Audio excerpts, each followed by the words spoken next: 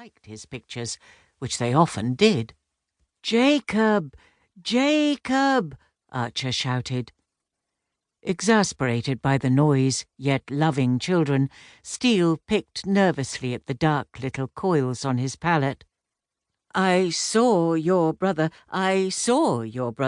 he said, nodding his head as Archer lagged past him, trailing his spade and scowling at the old gentleman in spectacles. "Over there, by the rock," Steele muttered, with his brush between his teeth, squeezing out raw sienna and keeping his eyes fixed on Betty Flanders's back. "Jacob! Jacob!" shouted Archer, lagging on after a second. The voice had an extraordinary sadness, pure from all body, pure from all passion, going out into the world, solitary, unanswered, breaking against rocks, so it sounded. Steele frowned, but was pleased by the effect of the black. It was just that note which brought the rest together. "Ah, one may learn to paint at 50. There's Titian." And so, having found the right tint, up he looked, and saw to his horror a cloud over the bay.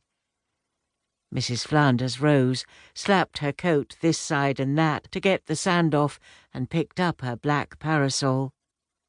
The rock was one of those tremendously solid brown, or rather black, rocks which emerge from the sand like something primitive, rough, with crinkled limpet shells and sparsely strewn with locks of dry seaweed.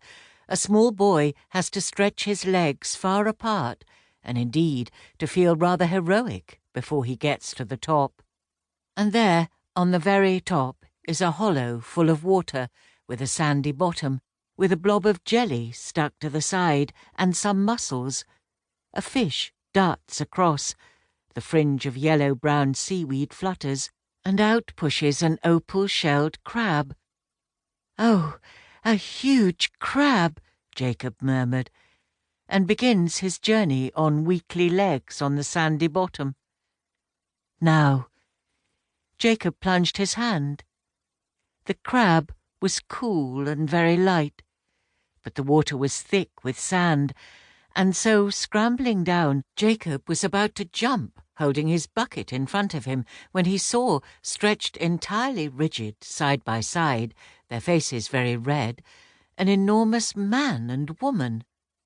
An enormous man and woman, it was early closing day, was stretched motionless, with their heads on pocket handkerchiefs, side by side, within a few feet of the sea, while 2 or 3 gulls gracefully skirted the incoming waves and settled near their boots. The large red faces lying on the bandana handkerchiefs stared up at Jacob.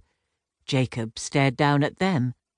Holding his bucket very carefully, Jacob then jumped deliberately and trotted away very nonchalantly at first, but faster and faster as the waves came creaming up to him, and he had to swerve to avoid them, and the gulls rose in front of him and floated out and settled again a little farther on.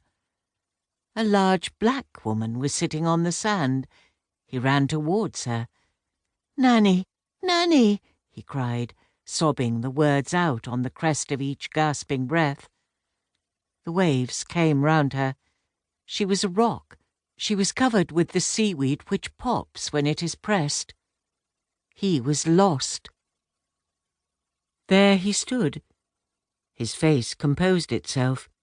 He was about to roar, when, lying among the black sticks and straw under the cliff, he saw a whole skull, perhaps a cow's skull, a skull perhaps with the teeth in it.